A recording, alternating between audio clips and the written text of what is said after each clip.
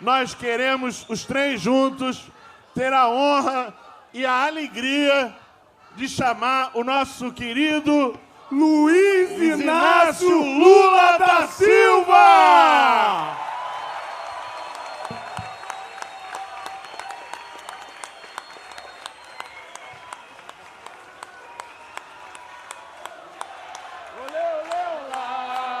Lula, Lula, olê, olê, olê, olá. Queridas companheiras e queridos companheiros, vocês vão perceber que a minha voz está muito fragilizada, porque eu estou tentando fazer um tratamento nas minhas cordas vocais. Eu vou aprender com os artistas, com os cantores, que tratar das cordas vocais é essencial para alguém que vive da sua voz. Eu não sei se for por conta de uma gripe, eu estou tentando fazer treinamento com fonoaudióloga, a Janja está me ajudando, e eu preparei um discurso por escrito, porque eu preciso falar pausadamente e não deixar me empolgar, porque ontem eu fui numa reunião com o PT, era para falar 10 minutos, eu falei 1h26. E eu, então, com o discurso por escrito, eu vou controlar meu tempo.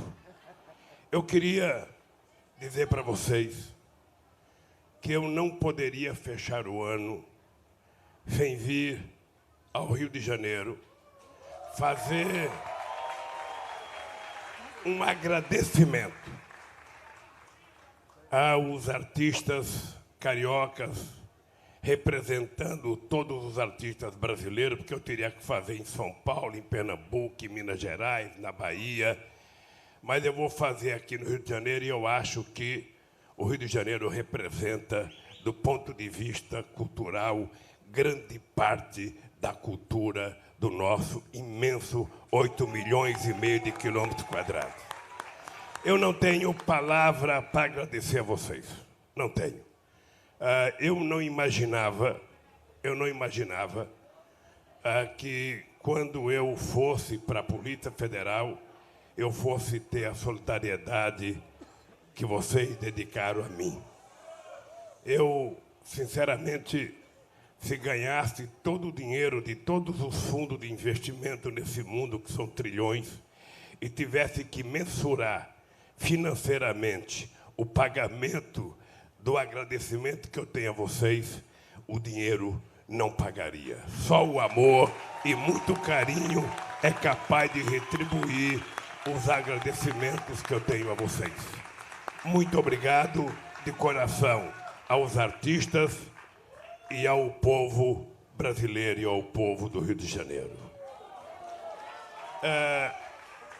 Eu vou, então, tentar ler de forma pausada, porque também tem uma coisa, tem muito jornalista aí, não sei se jornalistas neutros, não sei se jornalistas contra, a favor eu sei que tem poucos.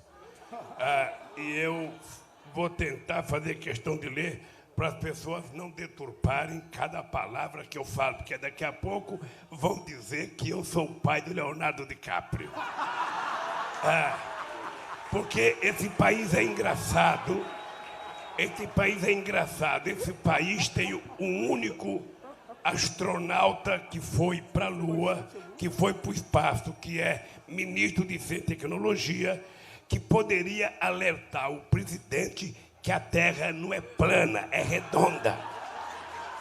Mas ele, me parece que não tem coragem de enfrentar o tal da Terra plana.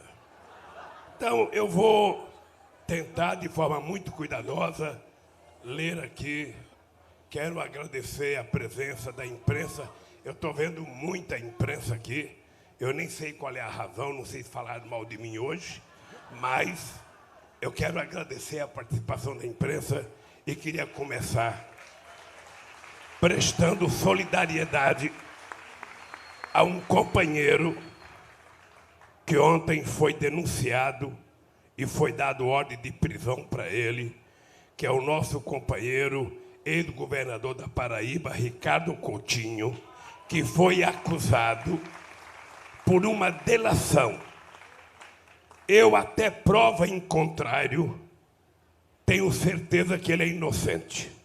Que prove que ele é culpado, não por um delator, pelas provas e pelos autos do processo.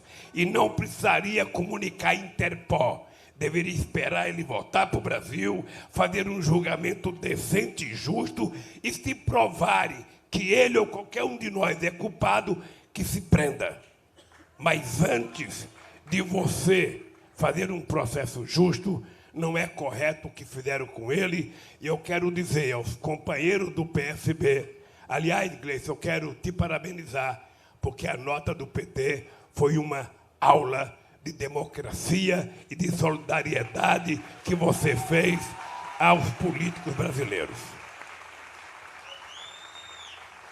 Nós precisamos aprender a não aceitar as acusações levianas.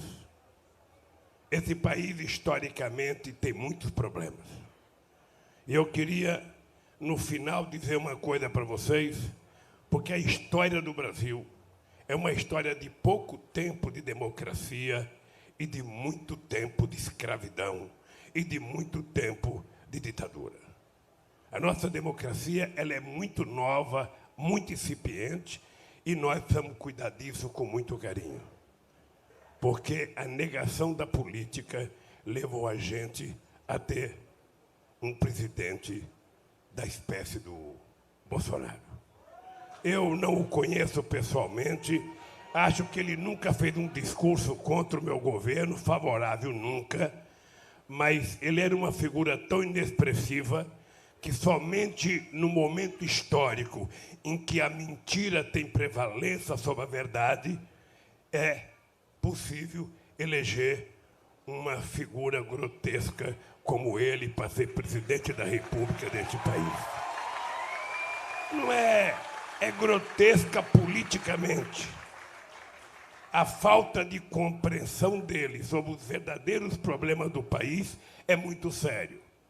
Mas também é triste a gente provar que tem muita gente nesse país que ainda prefere acreditar na sordidez de uma mentira do que na verdade nua e crua, que exige mais competência, mais maturidade, mais compreensão e mais seriedade. Por isso, companheiros e companheiras, eu queria dizer para vocês que a minha eterna gratidão aos trabalhadores e trabalhadoras da cultura, dos mais famosos aos mais anônimos, e aos intelectuais comprometidos com a construção de um Brasil melhor, que novamente emprestaram sua arte e seu ofício a uma causa justa, como tantas vezes em nossa história. Tenho consciência de que a luta de vocês não foi só pela minha liberdade, ou pela liberdade do Lula. A luta de vocês foi e será sempre pela liberdade. Esta palavra que na definição da Cecília Meirelles, abre aspas, o sonho humano alimenta, e não há ninguém que explique e ninguém que não entenda. Fecha aspas. A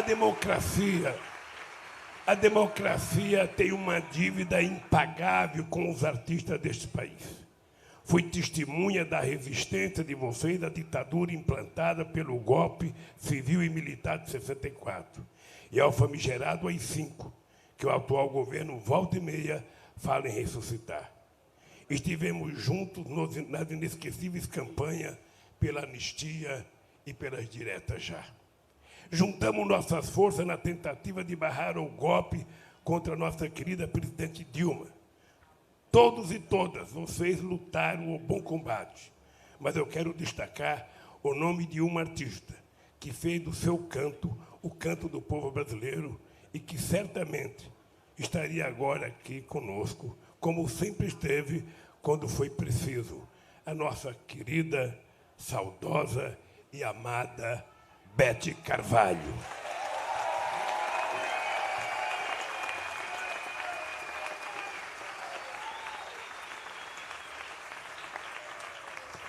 Eu hoje acompanho com imensa admiração a luta cotidiana de vocês contra a ascensão do fascismo no Brasil.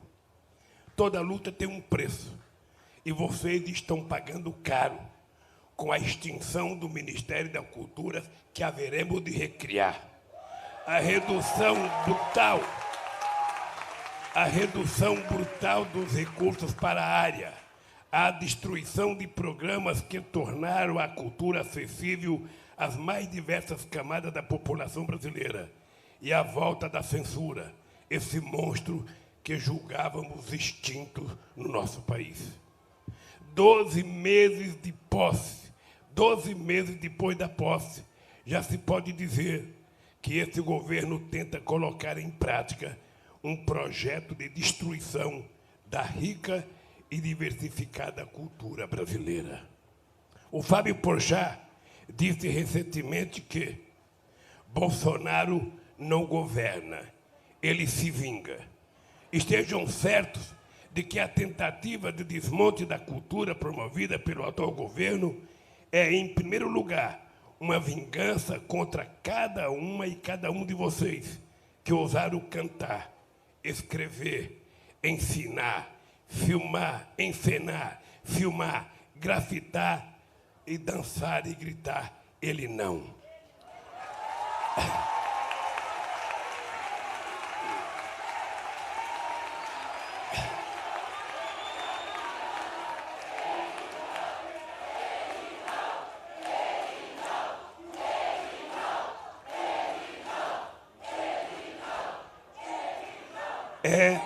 É também a vingança contra tudo o que a cultura representa para o ser humano e que é justamente o que esse governo mais odeia e mais teme. Cultura é vida e o atual governo vive de promover a morte com a insistência em colocar armas de fogo nas mãos da população, a liberação indiscriminada de agrotóxicos, o incentivo à devastação do meio ambiente, o desemprego que leva milhões de pessoas ao desespero, a naturalização do assassinato de mulheres negros, indígenas e LGBT. E temos como maior símbolo a nossa querida e saudosa Marielle. Cultura é libertação.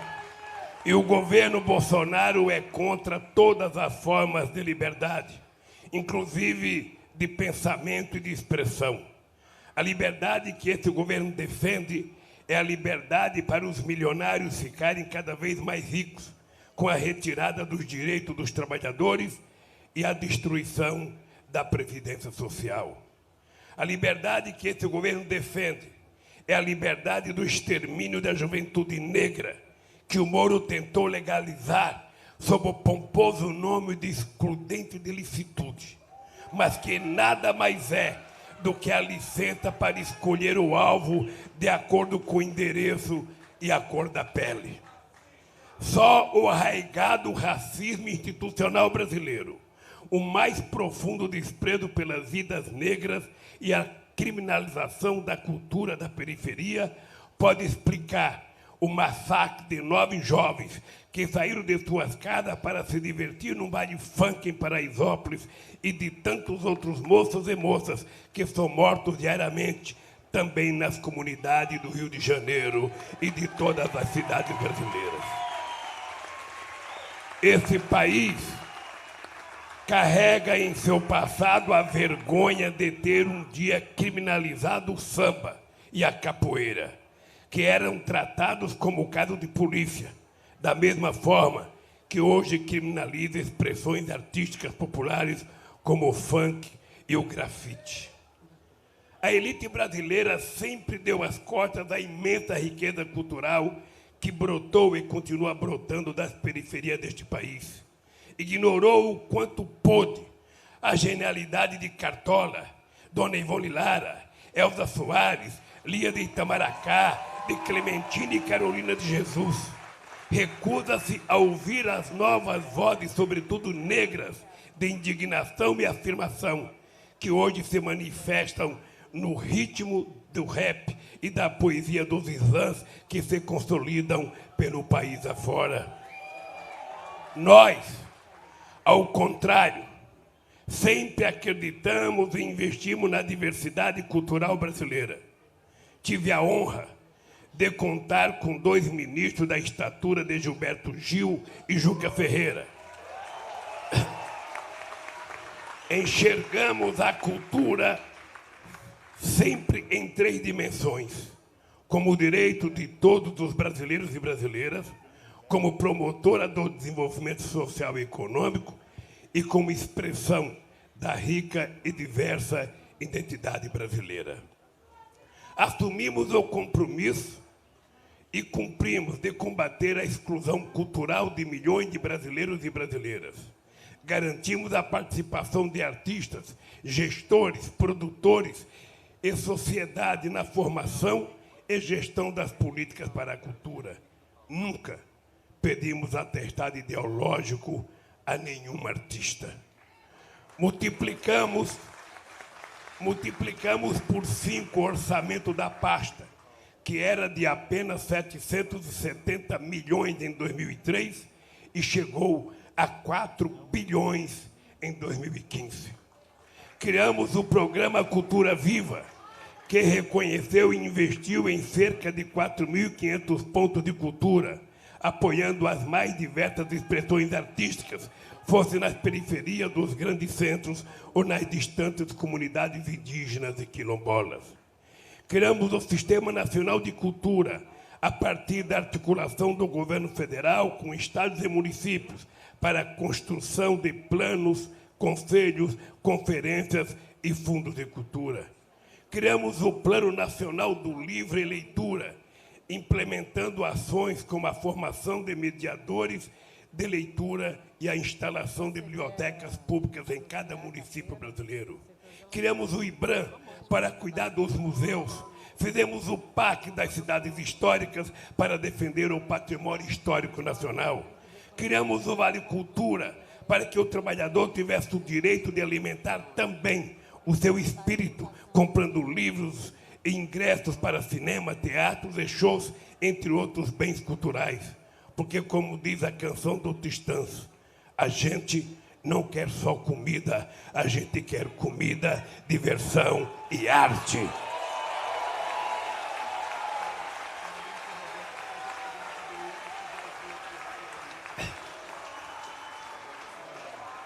Criamos uma política eficiente e vitoriosa para o audiovisual brasileiro, apoiando desde a produção até a exibição de filmes para cinema e séries para televisão, contando histórias do Brasil para o mundo e gerando milhares de empregos. Financiamos nada menos que 306 longa-metragens e 433 séries ou telefilmes. Promovemos o talento e a cultura do nosso país, sem qualquer tipo de censura ou análise ideológica. Aliás, quem mais se beneficiou desses mecanismos de incentivo ao audiovisual foi a Globo, sem jamais reconhecer que foram criados nos governos do Partido dos Trabalhadores. Hoje, o audiovisual sofre com o descaso desse governo. O invencível talento de nossos realizadores e realizadoras continua produzindo boas notícias, como o reconhecimento internacional de A Vida Invisível, o sucesso de Bacurau no Brasil e no exterior. E mais recentemente,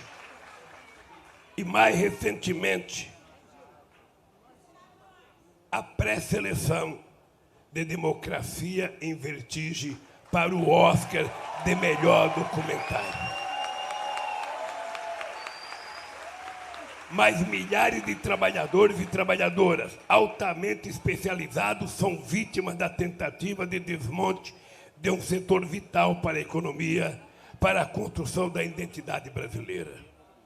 Inimigo da diversidade, o atual governo tenta censurar a produção e a veiculação de obras cujas temáticas não estejam de acordo com o conservadorismo hipócrita que eles pregam. Inventa toda sorte de dificuldade para o lançamento do filme Marighella, que conta um importante capítulo da nossa história e até hoje não conseguiu estrear em seu próprio país. Eu não sei qual é o problema total do filme Marighella, mas quem tiver contato com Wagner Moura tem que dizer para ele, não espera muito. Se não permitir a exibição no cinema, vamos exibir o filme em praças públicas nesse país inteiro.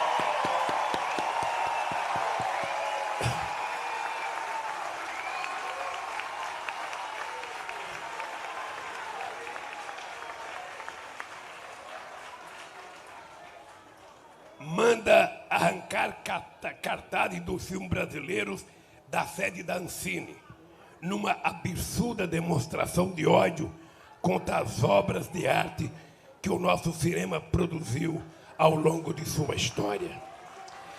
Chega ao cúmulo de insultar uma das maiores artistas que esse país já produziu, ignorando o fato de que a Fernanda Montenegro, olhando 30 segundos para uma câmera, fez muito mais pelo Brasil do que o Bolsonaro em 30 anos sentado na cadeira de deputado.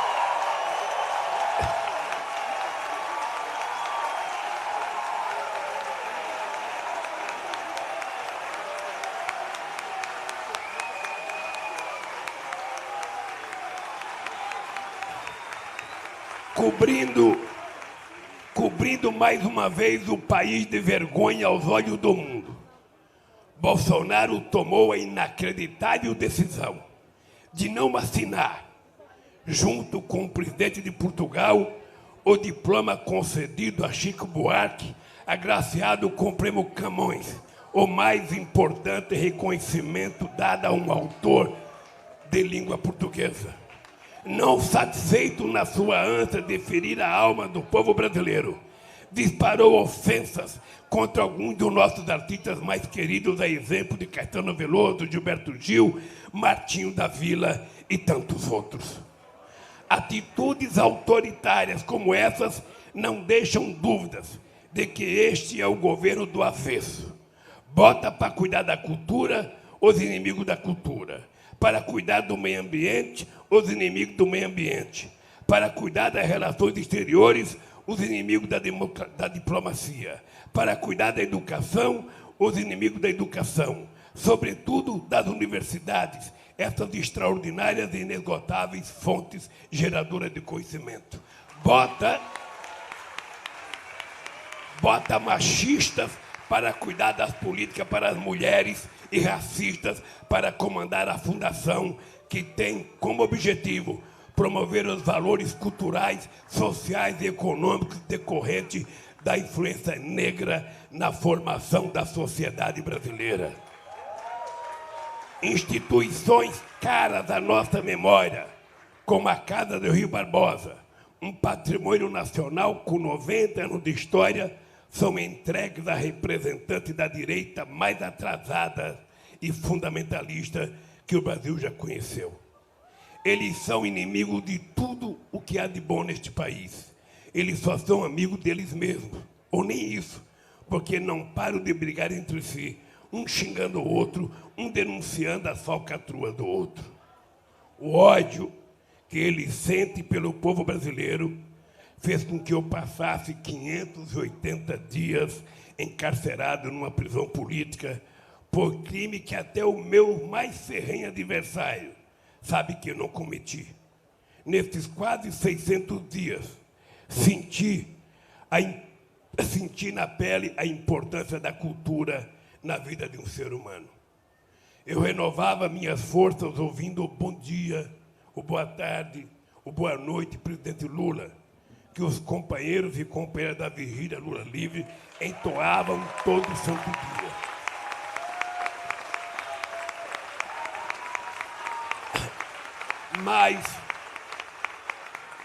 Mas havia os momentos de silêncio. E o silêncio, como ensina Guimarães Rosa, é a gente mesmo demais. e o silêncio na prisão ecoa ainda com mais força dentro da gente. Eu lia para espantar o silêncio e a solidão. Lia para aprender, para adquirir novos conhecimentos, para sair de lá melhor do que entrei. Eu li para ser livre, porque quando você voa nas asas de um livro, quando você tem nas mãos uma arma tão poderosa quanto uma obra de arte, não existe grade nem parede que possa te prender.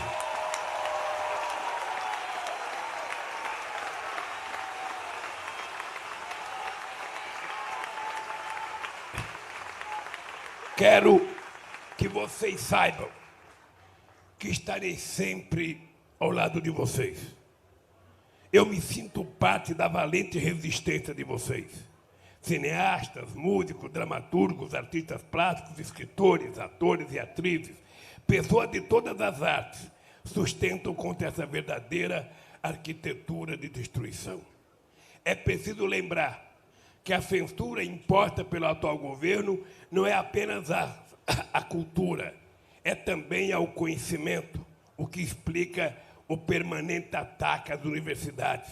É uma censura à ciência, como ficou explícito na demissão do presidente do INPE, Ricardo Galvão, que demonstrou, com base em dados sólidos, o crescimento acentuado do desmatamento da Amazônia. Aproveito para parabenizar o Ricardo Galvão, que na semana passada foi eleito pela revista britânica Nature uma das 10 pessoas que mais se destacaram na área da ciência em todo o mundo. Portanto, não se entregue, não abaixe a cabeça, não desanime. Estamos juntos. Um país que deu ao mundo o samba, o cinema novo, a bossa nova, a tropicália, o teatro do oprimido e a arquitetura de Niemeyer não ficará jamais dos joelhos para ninguém.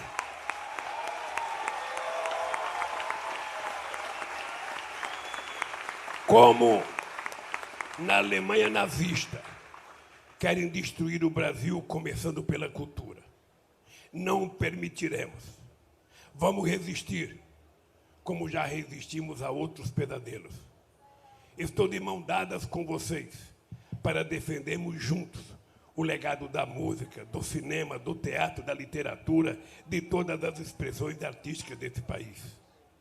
Antes de concluir, quero fazer um agradecimento especial aos intelectuais brasileiros, homenageando um dos maiores pensadores que esse país já teve e que é hoje revolucionário no mundo inteiro, o nosso querido Paulo Freire.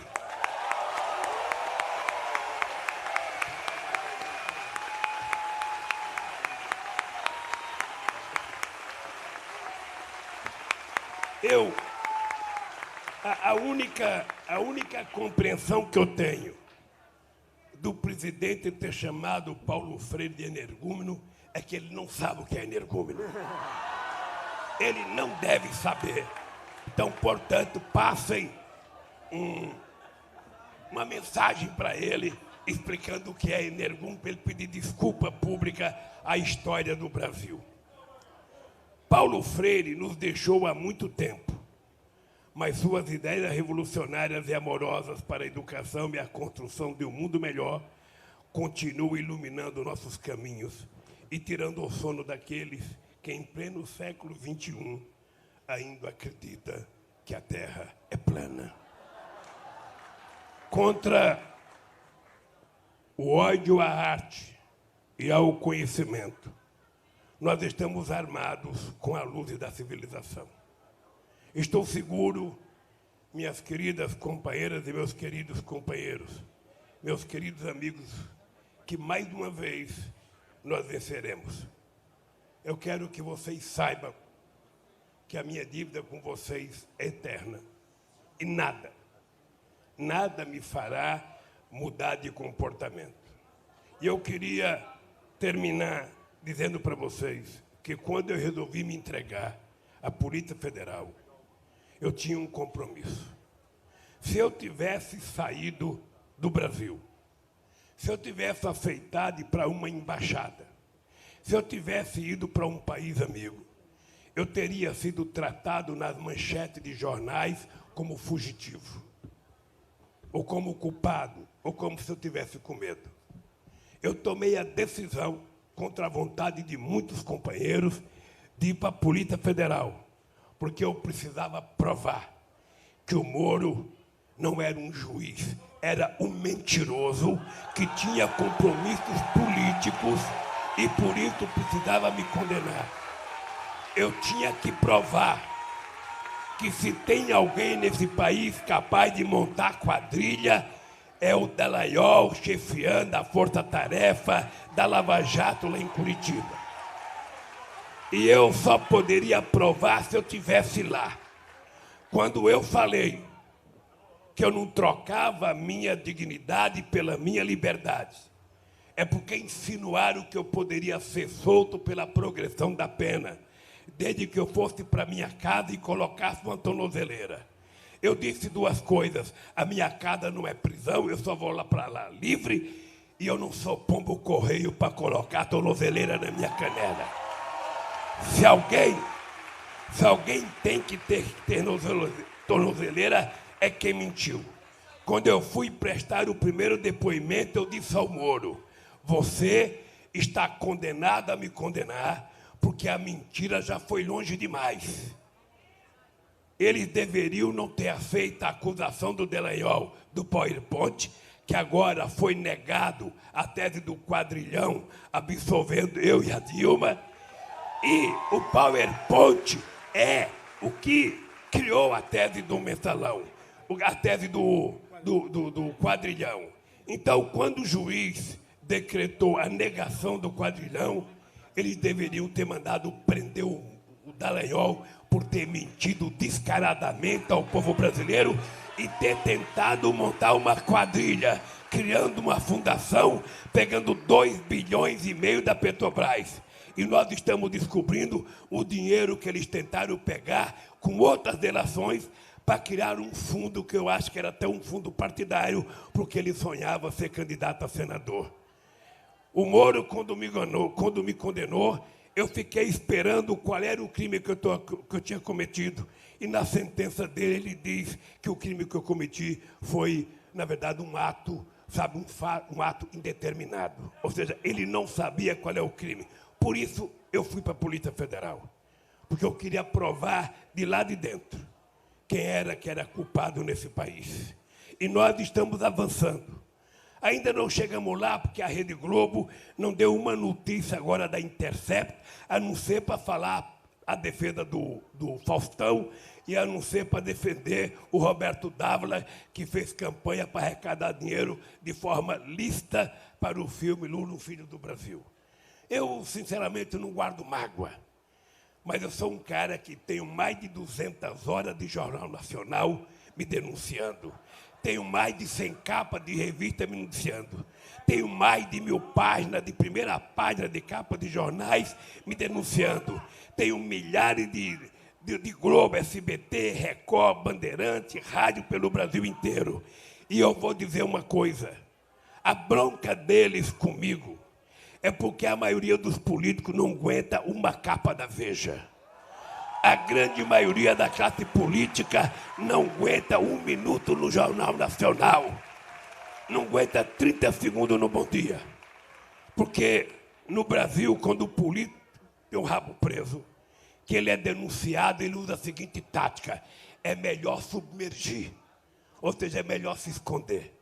Mas quando a gente é inocente, quando a gente é resultado da educação de uma mulher analfabeta que me pariu e que me educou para ter caráter e dignidade, um homem inocente não baixa a cabeça por nada nesse mundo.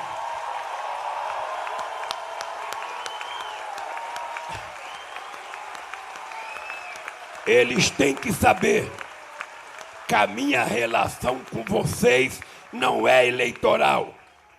Eles têm que saber que a minha relação com vocês é um compromisso de fé, porque nós já provamos que o povo pobre deste país não é problema. O povo pobre é solução.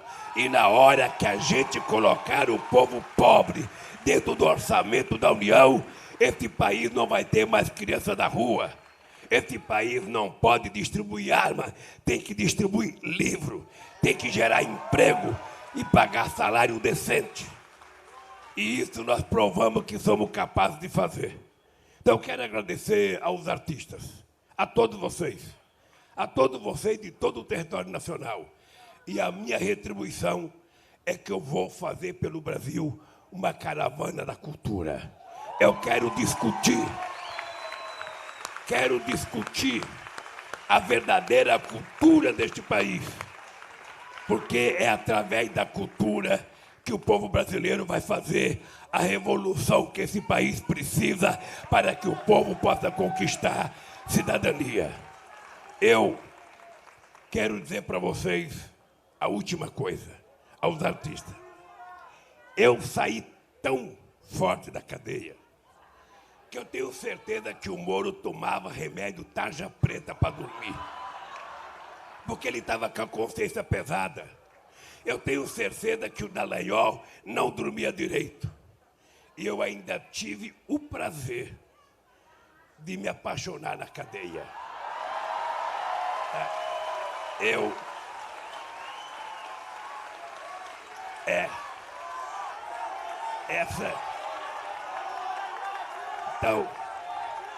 Então, olha, eles não sabem.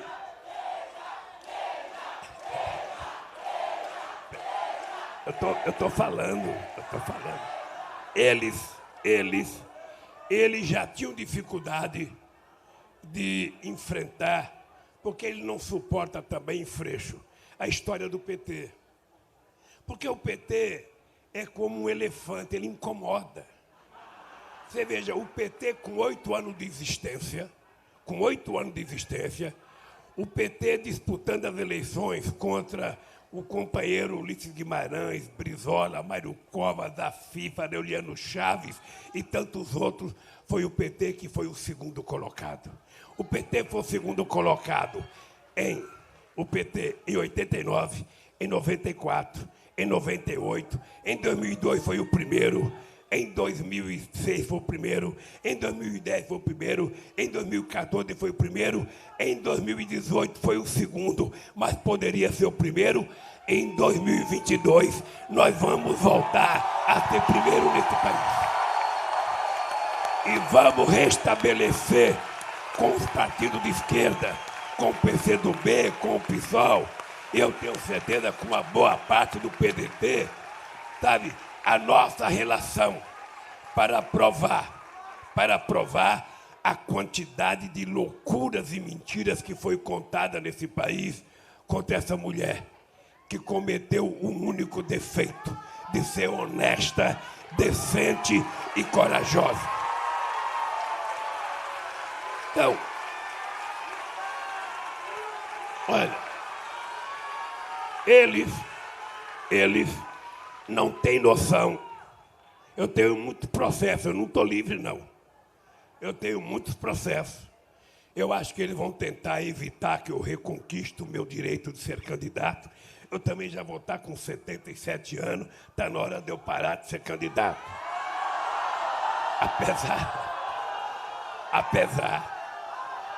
Ó, eu digo uma coisa que eu acho que a família Marinho não gosta. Quando eu digo que eu tenho 74 anos, não de idade, de experiência, tenho energia de 30 anos e estou com tesão de 20.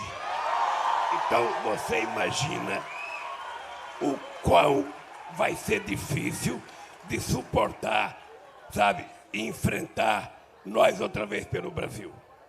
Então, olha, Janjinha, se prepare, porque a luta é longa. Mas nós vamos vencer. Eu só quero que vocês saibam.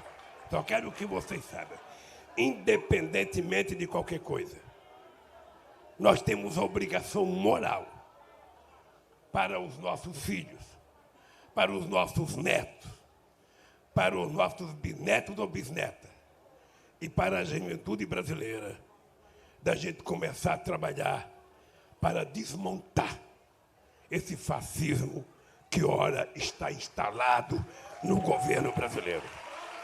Não é possível.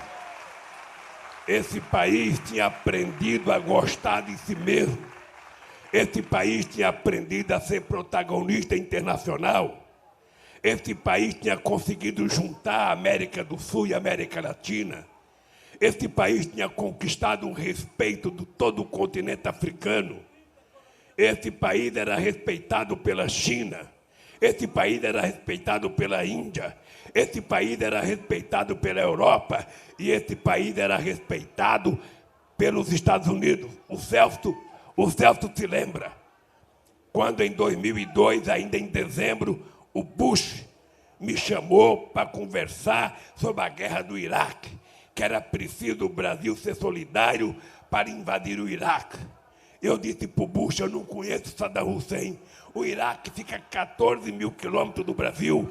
A minha guerra não é com Saddam Hussein. A minha guerra é contra a fome e a miséria no meu país. É contra o analfabetismo.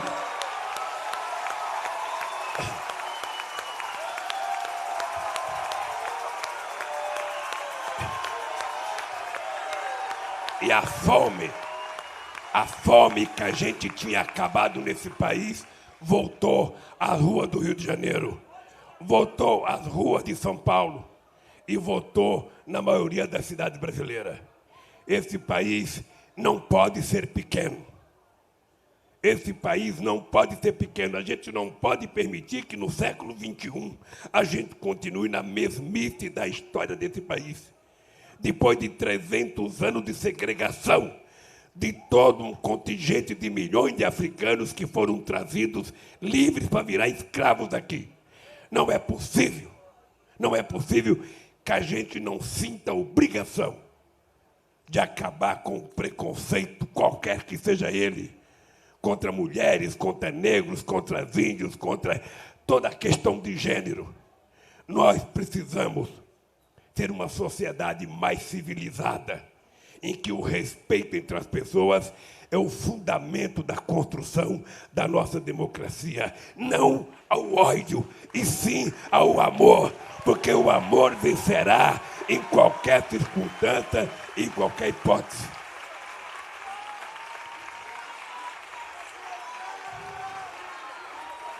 Não digam que eu saí mais radical da cadeia. Não diga que eu saí mais radical da cadeia. Eu saí mais consciente. Eu nunca li tanto sobre a África como eu li da cadeia. Nunca. E hoje eu tenho consciência por que a sociedade brasileira ainda mantém o preconceito racial. Porque quando eles tomaram a decisão, pressionado pelo mundo inteiro, para acabar com a escravidão, eles, logo de cara, encontraram um nome para os negros. Eram vagabundos. Ou seja, os negros saíram das senzalas, não tinham emprego, e ao invés de a pessoa se preocupar em arrumar emprego, começaram a chamar os negros de vagabundo. E até hoje, quando você vê uma pessoa procurando emprego e não tem emprego, está desempregada, a pessoa fala, não trabalha porque é vagabundo, não trabalha porque não quer. Esse Lula vai dar o Bolsa Família, vai criar vagabundo. Esse Lula vai aumentar o salário mínimo, o povo não quer trabalhar. Gente, chega. Nós temos que ter agora que ser tomado por uma única palavra. As pessoas de bem deste país, as pessoas democráticas desse país, os artistas nesse país, nós temos que ter uma palavra para tocar o nosso dia a dia. É a indignação que deve tomar conta de nós para a gente fazer o que tem que ser feito nesse país. Gente, do fundo da minha alma, a gratidão que eu tenho por vocês, eu acho que é impagável. Eu só posso retribuir dedicando cada minuto da minha vida para ajudar a libertar e a melhorar a vida do povo brasileiro. Um abraço, gente. Muito obrigado por tudo. Feliz Ano Novo e Feliz Natal para